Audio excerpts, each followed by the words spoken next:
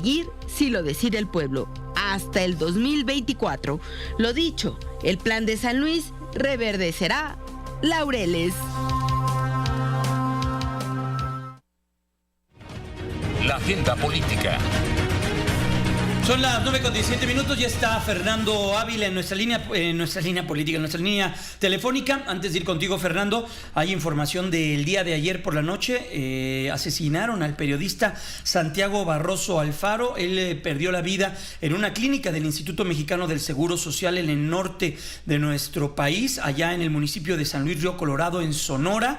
Perdió la vida luego de ser atacado a balazos en su domicilio ubicado en el municipio al que refiero.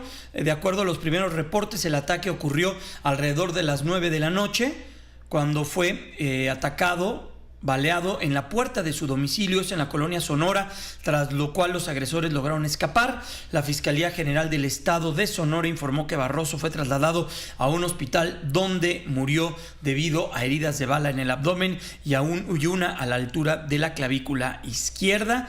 Los hechos fueron, pues el lugar fue acordonado por elementos de la Policía Municipal, donde comenzaron a laborar elementos de la Fiscalía. Y esto, Jaime, hay que recordar que ocurre solamente a un mes de que fuera también asesinado Reinaldo López y también herido Carlos Cota, esto en San Luis Río Colorado, y bueno, un mes después se suscita esta tragedia, pues el pésame a su familia sobre todo. Así es, la Fiscalía señala que ya inició las investigaciones correspondientes por el probable delito de tentativa de homicidio con arma de fuego.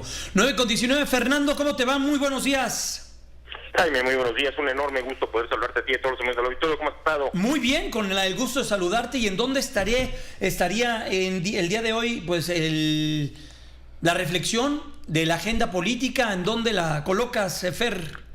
Sin duda alguna, Jaime, me parece que el tema más relevante fue lo sucedido apenas el pasado jueves con la aprobación en la Cámara de Diputados del dictamen sobre la ley para la revocación del mandato, en función sobre todo, no tanto, y quisiera centrar un poco el tema, no tanto en lo que a primeras luces de pronto pareciera en voces de la oposición política, un intento disfrazado de reelección del actual presidente de la República, fundamentalmente en términos de qué es lo que se pretende con una iniciativa de revocación del mandato y en las condiciones o las características que en particular, que este dictamen aprobado el jueves, lleva, y si se cumple o no con el sentido, con el espíritu de ese tipo de mecanismos. Es decir, la revocación del mandato es un mecanismo que empodera a la ciudadanía. Y me parece que todos estamos de acuerdo que mientras más poder se le dé a la ciudadanía, mientras más informada puede estar y más elementos tenga para ir dirigiendo los destinos de cómo considera que debe de conducirse el país, el Estado, el municipio, sin duda alguna son buenas noticias.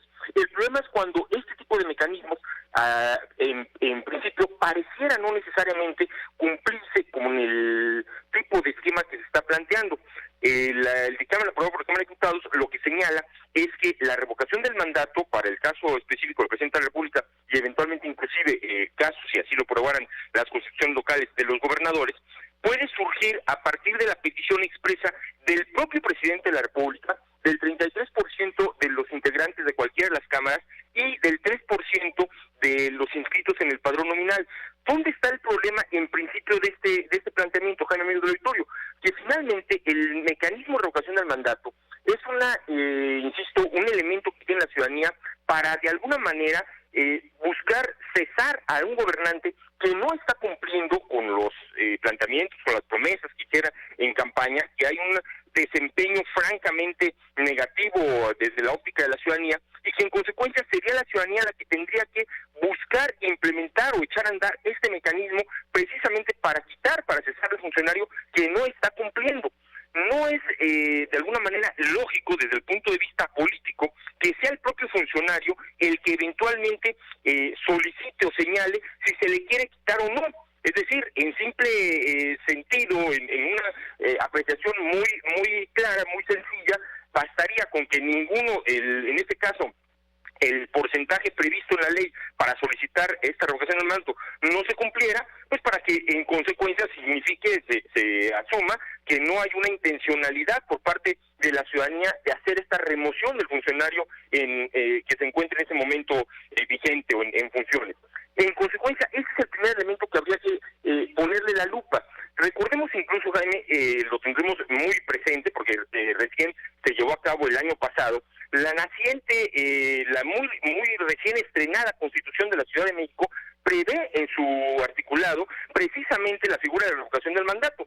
Y en ese sentido, el elemento está muy claro, se tiene que hacer o se puede echar a andar el mecanismo una vez que el 10% de los inscritos en la lista nominal de la circunscripción, en este caso alcaldía o la jefatura, lo que es propiamente la Ciudad de México, lo solicitaran para que el mecanismo se active. No lo puede solicitar ni el jefe de gobierno directamente, ni los propios alcaldes solicitar a sí mismos la implementación de este mecanismo. El segundo elemento importante, Jaime, es precisamente cuándo se llevaría a cabo esta consulta, esta planteamiento ante la ciudadanía para saber si el ciudadano está o no de acuerdo en que en este caso el presidente continúe o no en funciones, y que se plantea sea precisamente en la elección intermedia del 2021, lo cual, como ya también se ha estado señalando constantemente, implicaría de alguna manera que el presidente de la República en funciones de alguna forma hiciera alguna especie de campaña proselitista, estuviera ya sea de manera directa o por lo menos implícita dentro de lo que es la contienda electoral que se desarrollará en ese año, precisamente pues defendiendo desde luego la posibilidad de la permanencia en el cargo. Esos dos elementos a mí me parece son muy importantes de discutir, de analizar, y que por lo menos en lo que se prevé, así se ha señalado por distintos coordinadores parlamentarios en el Senado de la República, opositores al partido gobernante Morena, han señalado que en el Senado de la República difícilmente pasaría este dictamen aprobado por la Cámara de Diputados. Habrá que esperar precisamente si esto se desarrolla de esta manera, pero parece que como ciudadanos sí debemos de estar empujando estos mecanismos que nos permitan tener mucho más incidencia, insisto, en lo que es la actividad pública política de nuestro país, pero precisamente también evitar que estos mecanismos diseñados precisamente para que la ciudadanía tenga esta fortaleza o un mayor protagonismo en las decisiones políticas importantes sean en efecto implementadas por los ciudadanos y no con una especie, insisto, de eventual hasta posible trampa política implementadas por el gobernante en turno que pretenda sacar algún tipo de ventaja política precisamente a estos mecanismos. Pues vamos a estar al pendiente de lo que vaya a ocurrir. Será importante ver lo que sucede en el Senado de la República y ver cómo llegan. Ya pasó con la Guardia Nacional de una manera interesante, no así con lo de la Suprema Corte de Justicia de la Nación y el nombramiento del nuevo cargo que va a tener la ministra. Veamos qué es lo que sucede, porque había voces que señalaban o que no estaban de acuerdo con la terna enviada por el presidente de la República. Vamos a ver qué es lo que sucede. Gracias, Fernando. La próxima semana un nuevo tema, una nueva visión en esta agenda política. Muy buenos días. Un gusto, Jaime. Excelente sábado. Abrazo para ti, para todos los amigos del auditorio. Igual, vamos a pausa. 9:25. Fórmula Noticias, fin de semana, con Jaime Núñez.